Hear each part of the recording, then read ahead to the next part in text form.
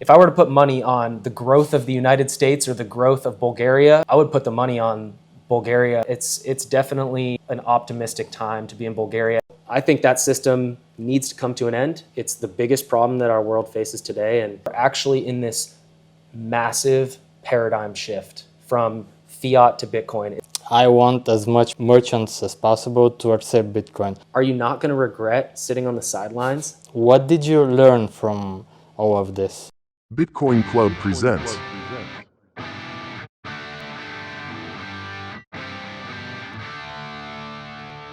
Здравейте на всички, които следвате Биткойн клуба в YouTube или някоя друга мрежа. В момента сме в Биткойн клуб с Кайл. Идеята на това видео е всъщност да го питаме, в случая аз ще го питам, за документалния филм, който той снима през юни и юли и цялостно за биткойн в България. Okay, so what I just said to the audience is that the idea for this video is that I want to ask you about your trip to Bulgaria. You're not coming for the first time. Your experience now compared to the first and second time you've been here, about you filming the Bulgarian journey, the documentary that will be released, let's say Q1 next year. So yeah, if you want to introduce yourself, go for it. All right. Well, yeah, my name is Kyle. I was born and raised in Seattle, Washington, in the northwest corner of the United States. Yeah, not DC. And I've had a camera in my hands. I mean, I could start the story anywhere, but I would start it after university, after school. I got a camera in my hand because I felt that visual storytelling, specifically video and filmmaking, was a way to have a positive impact on the world. Not in 20 years when I worked for 20 years and eventually saved money and then I could do what I wanted. I realized I could do it now. I had a professor inspire me to think about filmmaking and creativity in general as a viable career path, a way that you can balance having a mission and purpose in your life and also make money and support yourself. So I've been making videos for 9 years now, and Bitcoin has brought me back towards creativity. I sort of gave up on it for a while, and that's one of the things I like to share with people is like when you have sound money, when you have Bitcoin, you have the ability to basically live the life that you were meant to live, not just chase dollars and chase the fiat hamster wheel, as we say. So yeah, that's a bit about me. Passionate Bitcoiner, and currently I'm finding a way to balance my passion and my profession. Yeah, nice. So as I said, you're for the third time here in Bulgaria. Yep. Let the audience know, when was your first time? Actually, the first conference, Bitcoin conference you went to is the Bulgarian one. Yeah, which is, I think I might be the only person in Bitcoin who Sofia, Bulgaria was their first conference. It just happened to be that a YouTuber had put out a tweet on Twitter at the time, now X, saying, I need a videographer to come to El Salvador first. So I went to the halving party in El Salvador. That was my first experience like around any Bitcoiners at all. I was a Bitcoin holder, consuming podcasts and thinking about Bitcoin all the time, but I had never met Bitcoiners in real life. And from there, we worked well together, and he invited me to Plamen's conference last year. So June 2024, I came to Sofia, no idea what to expect, right? Bulgaria, Eastern Europe, many people in the US, we don't even know where it is on the map. Yeah. And it was funny because I actually had been to Europe in 2017 for about 3 months, just backpacking, well before I was a Bitcoiner. And Bulgaria was on my list at that time because I heard the mountains were beautiful, the nature. I'm a big fan of just being outside. And yeah, that landed me here, and I made some friends.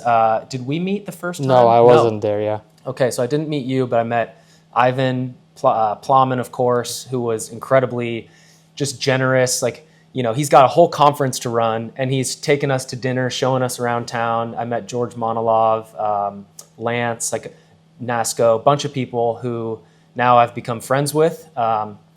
And so that was my first time to Bulgaria. And then fast forward about 6 months, Ivan reached out to me. He said, we're doing another conference. Would you want to help us film it? I said, yeah, I won't charge anything. You guys help me get there, pay for my flight, and I'll film it for free. I just want to support Bitcoin adoption, development, especially the people that are building in a grassroots way, and which I really resonated with the Bulgarian people and the culture quite a bit. So that conference got postponed to the one that's happening now in October. And Ivan, the morning that he was going to get on the phone with me and tell me that the conference was canceled and that he didn't need my services, he had an idea, which was to actually make a film that tells the story and brings all of the Bitcoin builders, the people that are building in some way on Bitcoin together. There's people that are in Varna, they're in Sofia, Plovdiv. They may not interact on a regular basis. And to basically travel the country, so for 25, 26 days or so, almost a month, we drove around like crazy people, just interviewing Bitcoiners, but not just sitting down and doing an interview like this, but actually going out and experiencing the culture, the food, the nature, with Bitcoin as sort of the through line or the thing that we're most interested in talking about, but doing it in a dynamic way that's interesting visually. And so, yeah, that was my second trip. I'm now back for the third time for the conference. And this time I want to say, I was just much more excited to come this time. The first time was great. The second time, I was a little nervous. I was like, how's it going to go? What are we going to film? Is it going to be good? I was, having these self-doubt feelings. Yeah. And this time I'm here. I already have 95% of the footage shot. I've already started the editing, and I've seen all the footage, and it looks great. And I'm in the editing process. So yeah, I'm here just enjoying. And we're going to film a little bit this weekend for sure. The Balkan countries coming together is from my perspective, unique thing that Bitcoin is doing, because Balkanization is the splitting of countries. And now we have Bitcoin actually bringing these countries back together. So yeah. Yeah, I didn't know that Balkanization was a term until you pointed out to me. I know that the Balkan countries between themselves, they don't like each other due to war conflicts. But yeah, you said a lot of things. Yeah. I don't know on which route to go, but let's say, what are your thoughts of Bulgarian builders, Bitcoin builders, let's say, compared to ones in El Salvador, for example? Are we very far behind them? Are we closer? Or it's a good question. And first I have to say that builder apparently doesn't translate very well, because when we were talking about what are we going to name the film, I thought Bulgarian Bitcoin builders, but apparently it's something in the language, Bulgarian builder, it doesn't make a lot of sense. But to answer your question, I've been to El Salvador, I've been to Costa Rica. There's still many circular economies and places where Bitcoin is being adopted, I would just say, a little bit faster than the rest of the world. In my hometown, for example, I don't know of a single restaurant that accepts Bitcoin. Maybe one bar or something, but here in Sofia, there's 21 restaurants, largely due to the grassroots movement that's happening. Yeah. I wouldn't necessarily compare, one being ahead of the other, and things change so fast, it's hard to know. And ultimately, there's no competition, right? Like the coolest thing is when Order Moon podcast is talking with the Costa Rica circular economy and they're sharing knowledge. I love that. And I think that's a key to adoption, is not just like building in isolation, but sharing knowledge so that you might not make the same mistake that was made in El Salvador, for example. We can learn from each other.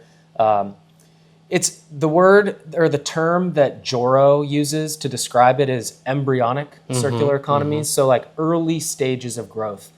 That's where we're at. Like the reality is it's very early. No matter where you go, there's still mostly fiat. There's nowhere in the world I know of that is a full-on, like only Bitcoin everywhere. Probably the closest I would say to that is Uvita, Bitcoin Jungle in Costa Rica. Very, like a lot of adoption there, 400 merchants.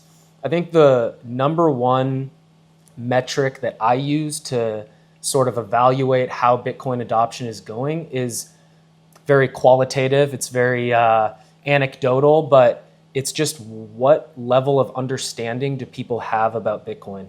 In my experience in El Salvador, maybe it's changed. I haven't been there in a while, but there's less understanding there.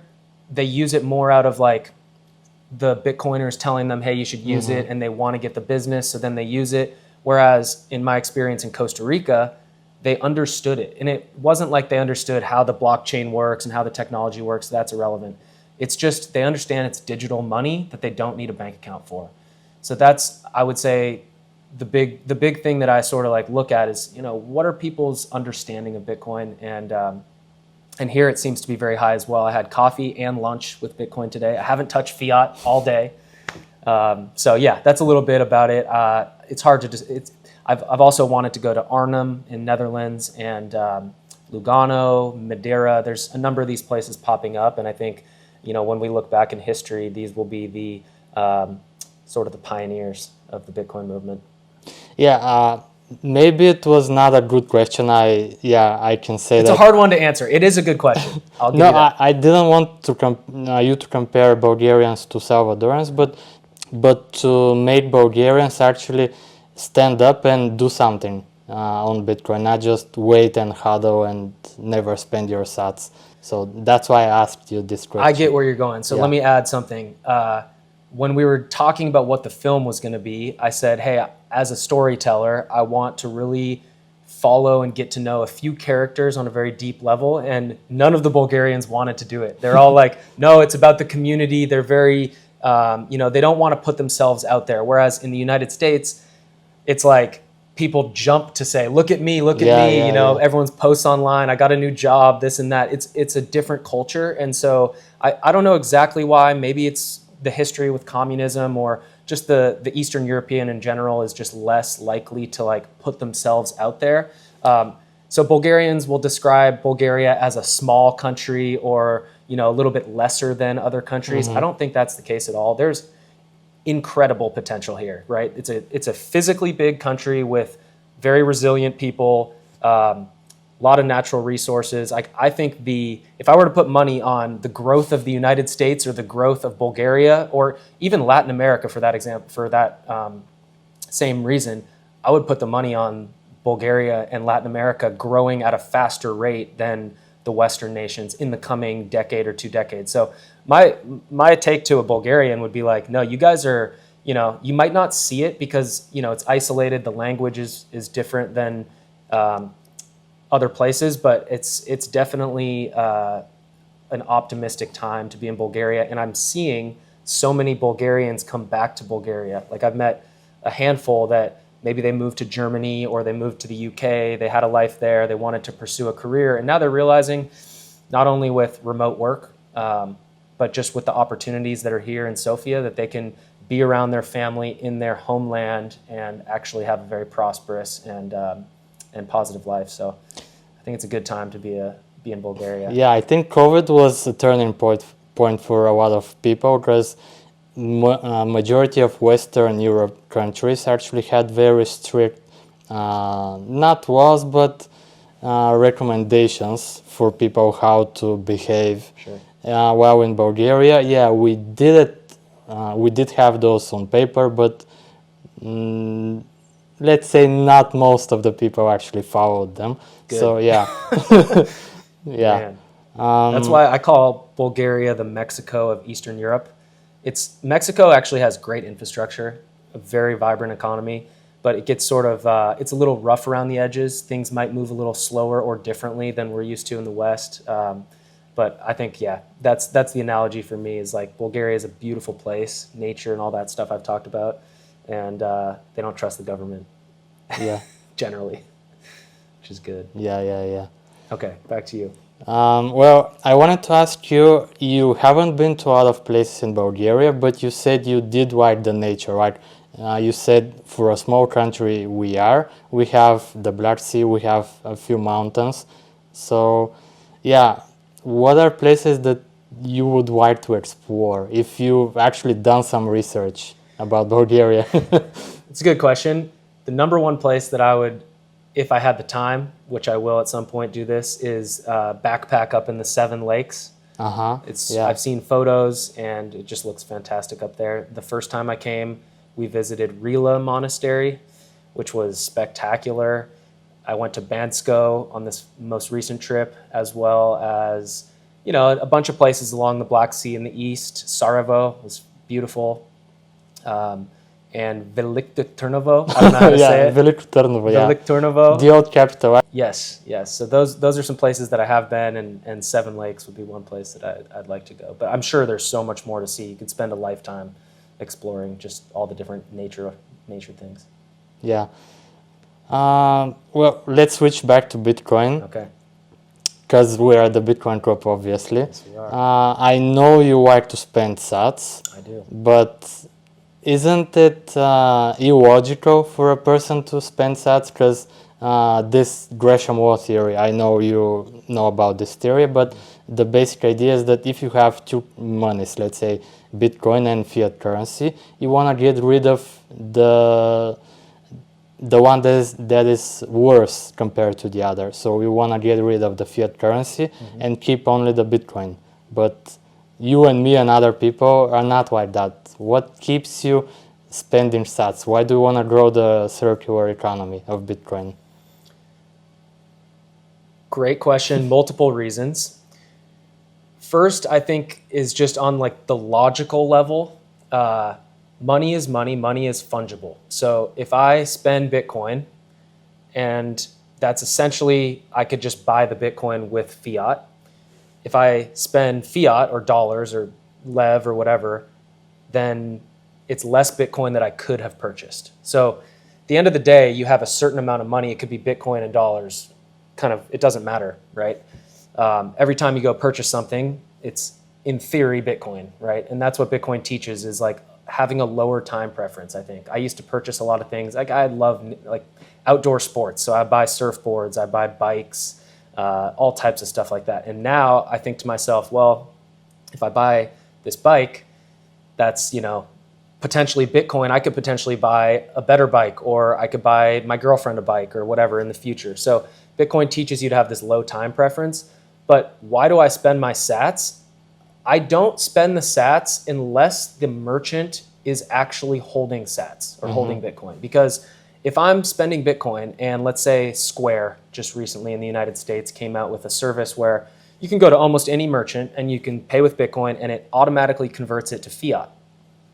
To me, I might as well just spend fiat. Then I get my airline points or whatever. It doesn't I actually want to empower the circular economy, the Bitcoin merchants, the merchants that accept Bitcoin, because I fast forward 20 years and I think, well, if I'm saving this Bitcoin, I want to be able to spend it one day. I want to be able to buy a property or buy my plane tickets or whatever with Bitcoin without going back to fiat, where then there's a fee, there's a middleman. And then there's also just the ethical side of it. When you use fiat, when you use this money that is printed out of thin air, you are in some small way supporting that system and its ability to continue existing. So I feel ethically like it's my responsibility. If the other person wants Bitcoin, I want to give you better money. If you're selling me your phone right there, probably not going to sell me your phone, but and you say, Kyle, I want Bitcoin, and I'm like, no, man, I want to save my Bitcoin. Like, you can have fiat. That's rude. That's just mean. Like, when I pay my friends and family and things like that, split bills at a restaurant, like, let's give each other the best money possible. And it's now with Lightning, it's incredibly easy. A couple years ago, people would say, Lightning doesn't work, or Bitcoin doesn't scale. Bitcoin is digital gold, and all these other tokens are for payments and things. I think that myth has been dispelled. It's been put away. And so that's a long answer basically to a simple question, which is, money is money, and support the economy. Like, if you want to, it depends on where you want to see the world going. If you believe in Bitcoin, the other thing I'll say real quick is I don't think everyone gets there, and people get to the point where they understand actually denominating their wealth in Bitcoin at different stages of their journey with Bitcoin. Because when you first get in, you think about it with the fiat mindset, because you've been conditioned since before you could speak, to think about money is fiat. It's something that the government gives us, and then we can use it, and then they just print more of it, right? when you start to get to the point where you're like, oh, I see what's happening. We're actually in this massive paradigm shift from fiat to Bitcoin. It's like, there's some people have described this, but it's like in the history books, in 100 years, it'll be written the pre-Bitcoin era and the post-Bitcoin era. And right now we're in this like little window of time. In the history books, it'll be like, 2 decades or a decade. Bitcoin's 16 years old. Maybe it's 3 decades. It's going to happen very fast. To us today, it feels like it's going slow and, oh, adoption's not happening and, oh, we can't spend our Bitcoin. My dad will say, well, I'll believe in Bitcoin when I can go to the grocery store and spend it. I was like, that's going to happen. It's just a matter of time. So I don't know where I'm at with that, but Yeah, well, you answered almost everything that I wanted to hear. Good. Only thing that I didn't hear is that if a person, let's say, majority of people don't budget, but if they put a monthly budget and let's say they want to spend 1,000 units this month on certain things, restaurants or vacation or whatever, they can just spend those 1,000 units and try to find a place which accepts Bitcoin. That way you won't have to spend your long-term savings in. yeah, some people will do things like have separate wallets. Yeah. So like they'll have a wallet, which is their long-term savings. They're thinking 10, 20 years into the future. And then they'll have a more easily accessible, maybe single signature wallet where they can move funds to their phone, which is a lightning wallet, which you can keep spending cash. And so you can sort of mentally just keep those things separate, because you wouldn't advise somebody to just start spending their savings to go on a vacation. Maybe you would do that. You only live once, right? At the end of the day, right? Like your time does come to an end, and life, you can't take Bitcoin to the next life. So we do have to live life and enjoy life and prosper in those things. So yeah, that's one strategy, right? Is to have sort of like different wallets where you have different types of savings. I talked to somebody today who was telling me they have a Bitcoin wallet specifically for their health events. So if they get sick or if they get injured, that's the Bitcoin. Instead of have an insurance plan, their insurance plan is in Bitcoin, which is increasing in purchasing power, versus a typical insurance plan is just putting money in the trash can until the day that you need it, and then they might not even pay, right? Things like that. So as far as like retirement goes, like I think the whole idea of like retirement plans and these things where you're forced to buy certain assets, people are going to realize that they're basically someone else is profiting off of them, and those things will go away. A lot is going to change. So yeah, to somebody who's like newer, I understand why you wouldn't want to spend Bitcoin, and that's fine. But I would encourage, like, if you're going, here's what I would say. If you want to understand where the technology is going in the future, just go experience a Lightning transaction. Go just buy coffee. It's not going to, spend all your savings on one coffee. €5, yeah. Just to see how quick it is, how easy it is, and to actually internalize in the real world the fact that you are transacting digitally with no intermediary. It is quite groundbreaking when you can kind of get your head around it. And I think spending sats helps you even become more bullish and more convicted around Bitcoin is just better money, and the best technology just beats the worst technology. So that'd be my encouragement. And if you're going to take a vacation, you might as well go somewhere where there's a lot of Bitcoin merchants, because then you can patronize those businesses and support those places. Yeah, that's a great answer. And this might sound crazy to the newer person, but when you actually, what I was getting at, when you actually denominate in Bitcoin and your entire savings is in Bitcoin, you want to spend Bitcoin because you don't have enough fiat, right? Like that's kind of once you get further down the rabbit hole, that's what I would say. That's why Bitcoiners want to spend their sats. Okay, so let's switch gears back to the documentary that you're filming. So you spent, I think it was 25 days in Bulgaria. So in June, July 2025. So what did you learn from all of this? In one word, I became radicalized about Bitcoin as a medium of exchange, to our earlier conversation.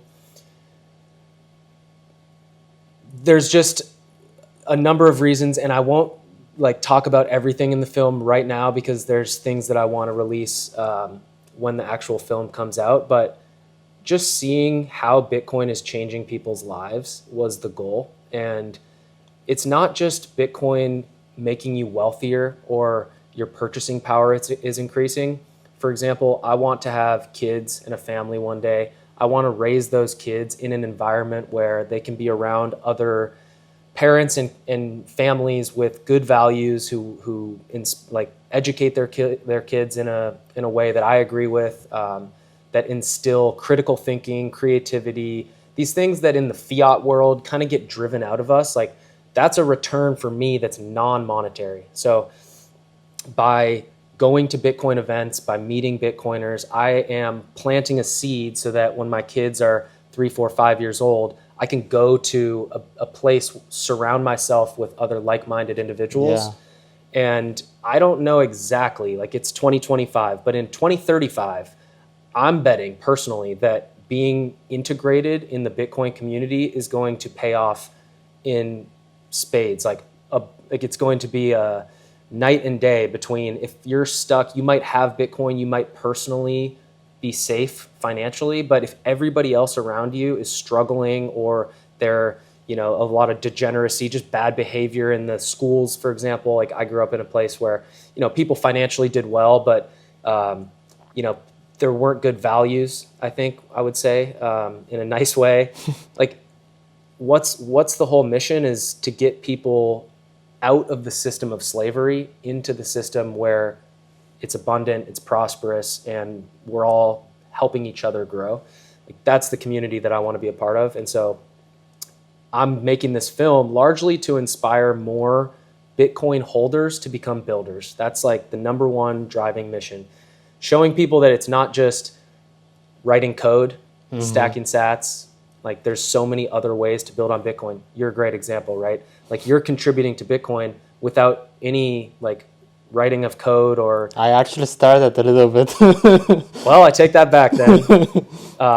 But maybe you could talk a little bit about what you're doing if you want to share, like just as an example of, you wanted to build on Bitcoin and you found a way. How did you do that? You did the proof of work, you showed up. So I want to hear from you too. Like, if you do want to build on Bitcoin, like how did you go about that and sort of maybe even how has your life changed as a result? Well, it has changed a lot. So first of all, as you said, I'm currently already working on a project aimed at merchants in Bulgaria to accept Bitcoin. So there are 3 people who are guiding me, and I'm the only one who is working full-time on this project. So it's funny how I met one of the guys. You know him, George Nikolov. So I actually had a fiat blog, let's say, before Bitcoin. So I was curious back at university and I started writing about finance and economics, Austrian economics, without even realizing there's actually Bitcoin. But hey, yeah. So I had this blog, and once I understood Bitcoin relatively, I started to actually write a few articles about Bitcoin. So I had an article, I just wanted to contribute on a small way. So he was looking for places where to spend sats, and I don't know how, but he found my blog. And he messaged me, hey, let's meet in real life. And I was like, okay, that's actually my first in-person contact with a Bitcoiner. So yeah, I think it was 2 years or something like it ago.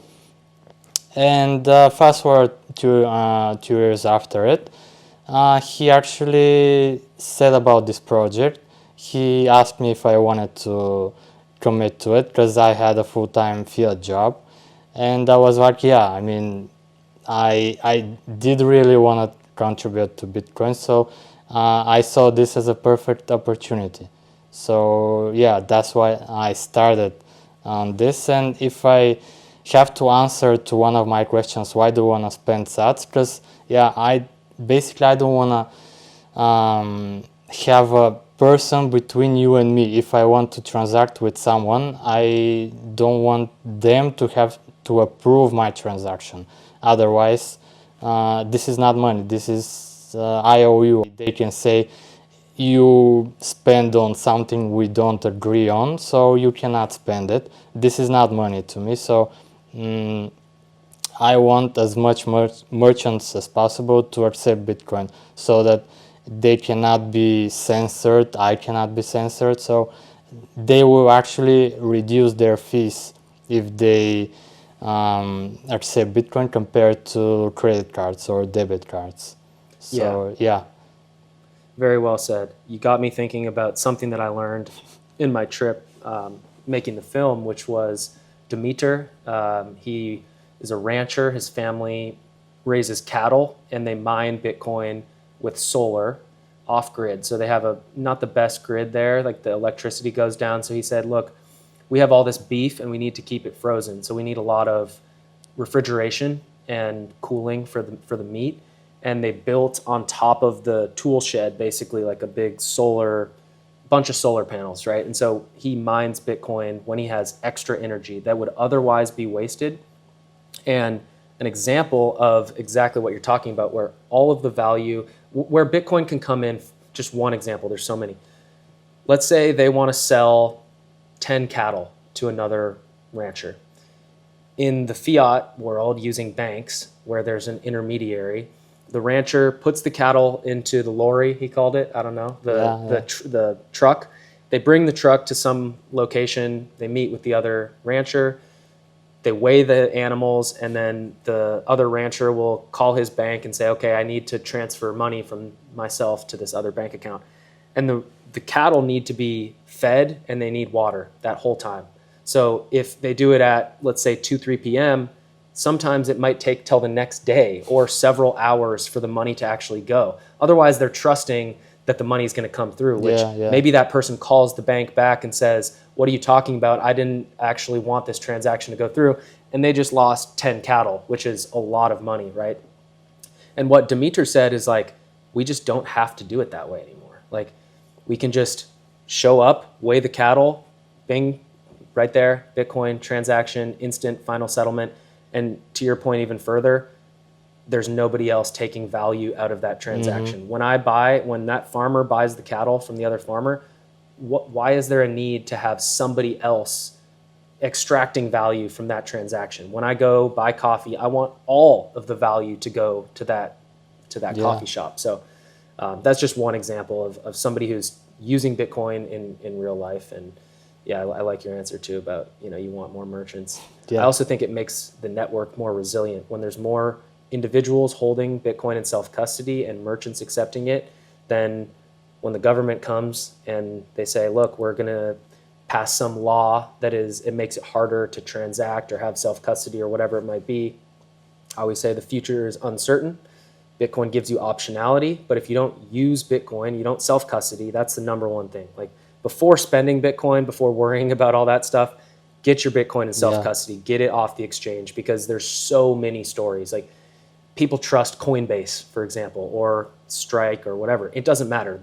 At some point in the future, if you just fast forward a decade, 2 decades, 3 decades, eventually the risk of those coins being rugged, being stolen from you, it increases over time. So maybe these places are safe for your Bitcoin for the next month or 2, I don't know. But if you have an amount of Bitcoin that you don't want to lose, that's when you take self-custody. So using all of Bitcoin's properties, I think, is how you actually get that optionality. If you don't self-custody, if you don't have the ability to quickly, let's say, move across borders without needing to go to your bank, you're still at the whims of the system as it is. So, yeah. And we're seeing a lot of tyrannical movements right now around Europe, right? Passing the digital euro. The UK is now talking about digital IDs.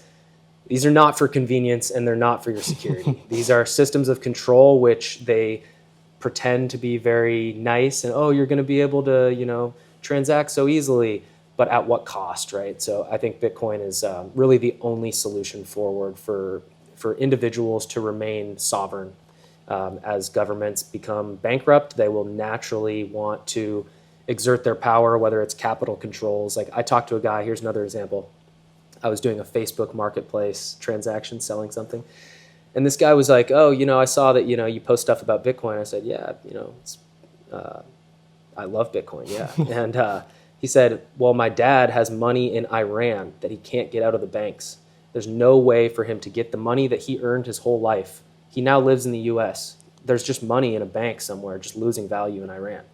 And I said, well, have you considered like trying to get that into Bitcoin? I don't know the details of how that would work, but that's pretty much the only way. If there's sanctions from the US government or from the EU or from whatever on a country, you're not able to get your money from one place to the other without Bitcoin. So there's a ton of use cases. In the West, we largely dismiss them and we think, oh, our financial rails are safe. We trust that the banks have our money.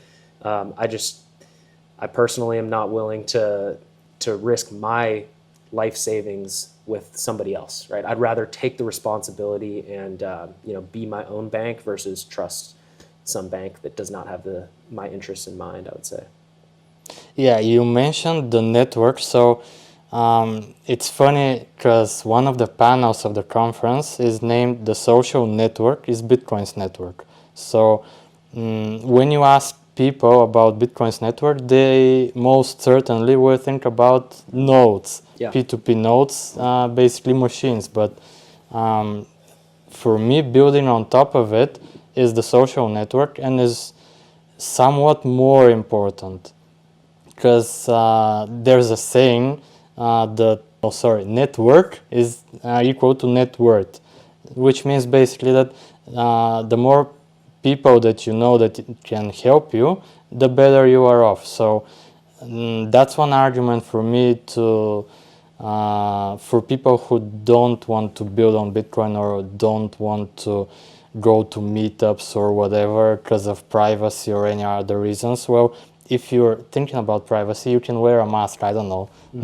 I've seen people do it. Yeah, so, they do. Yeah, that's not an argument for me to not build on Bitcoin or not go to meetups. And when you are with people, ideas can spread around and you can get an idea out of nowhere as well. So, I think the social network is Bitcoin's network. It's not that Bitcoin's nodes network is not important, but if you build on top of it and you build the social network, you further improve Bitcoin, according to me, at least. Very well said. Yeah, I agree. It's kind of like natural resources. Like, what is the value of all the gold in the world if there's no humans, right? Yeah. What is the value of all the Bitcoin in the world if there's not a network of humans on top of it? All of these things are just tools to serve humans' continual growth and prosperity into the future. So Bitcoiners are optimistic. A lot of Bitcoiners that I talk to, especially at in-person events, they're grappling with this idea of how do we be more sovereign? And it's not just holding Bitcoin that's going to get you there. It's actually kind of to your point and what I was talking about earlier is being in a community where, let's say, one person can grow some vegetables, the other person is a plumber, and somebody else is a dentist. And instead of relying on just like some like external system that you don't have control over, actually building that yourself. And that's what's really going to like protect you against any future that could come, right? And yeah, as far as the social network goes, there's a saying in Bitcoin, we are all Satoshi. Yeah. And I believe it. You know, a lot of folks, they'll be like, well, I'm just going to wait until Bitcoin's more further adopted. Then I'll start participating more. It's like, I don't know. When you look back on your life and you know in your heart how big this shift is, are you not going to regret sitting on the sidelines? Like, I know I would. If I know Bitcoin is like literally the tool to get humanity out of slavery, that's what we're living through. How can I not take part in that? Like, it's like it gives you this sense of purpose, which we all need in life. If you don't have a sense of purpose, life's going to be hard. Challenges are going to come, but if you do have a sense of purpose, you get through those challenges, right? And it's not about like getting rich, whereas in the rest of crypto, it's like, oh, it's still thinking from the fiat mindset where it's like, let's get rich, let's, live this lavish lifestyle. If I get to the end of my life and I have hundreds of millions of dollars, let's say, I have so much money, it's like I could never spend it all, but my kids still have to grow up in this world of fiat debasement and slavery. And I think slavery is a heavy word, but I don't think I think it's actually the proper word, because slavery means working for somebody else. I'm not talking about like plantation slavery where like there's a guy with a whip like whipping you so you do the work. I'm saying like if you live in the fiat world, the average inflation rate, which is basically the Bitcoin is money, and money is a representation of your time. Mm-hmm. So if you're, let's say, paying taxes and being inflated away half of your currency every year, half of your income, half of your time and energy, then that means from January until May, June, July, you're working for somebody else. That's 50% slavery. So I think that system needs to come to an end. It's the biggest problem that our world faces today, and the social layer of it is how that actually happens, because we can't do it on our own, right? Yeah, I totally agree. Yeah, cool. Yeah, I think that's a wrap. I don't have any other questions. Cool. Yeah, it was a great interview for sure. Okay, I hope so. I was a bit all over the place, but and I know it'll be hard in the translations, but yeah, I appreciate you asking these questions. The last thing I'll say is just like, as a storyteller, I've always looked for the story which I just feel needs to be told, that has not been told, and that I'm the only person who can tell it. That's the kind of the prerequisites for why I wanted and why I was drawn to this film. I think if we tell this story the right way, and people all over the world, not just in Bulgaria, can see how Bitcoin is actually being adopted, it can have a tremendous positive impact. And even if it doesn't orange pill thousands and thousands of people, if a few people can understand Bitcoin and to see and experience the life that Bitcoiners are building, I think it's like souls being saved, or lives being saved. Like the analogy I see is like there's a train coming, it's the fiat train, it's coming to steal all your money, and you see somebody who's right there about to fall into the train, of course you're going to grab that person and pull them back. So that's what we're trying to do. That's why Bitcoiners want to spread the message. We're not trying to pump our bags, and we're not selling something. There's a lot of skepticism. There's so many scammers out there in the world. Like everyone's trying to scam you and steal your stuff. Like Bitcoiners generally, like in my experience, genuinely just want you to prosper and to be safe from the inevitability of debasement. So yeah, that's the mission, man. We're going to make this film, and early next year it'll be done. I'll be very excited to have the editing all done, because it is a lot of work, but I wouldn't trade it for the world, man. So yeah, thank you for having me. Great to be at the Bitcoin Club. Thank you again.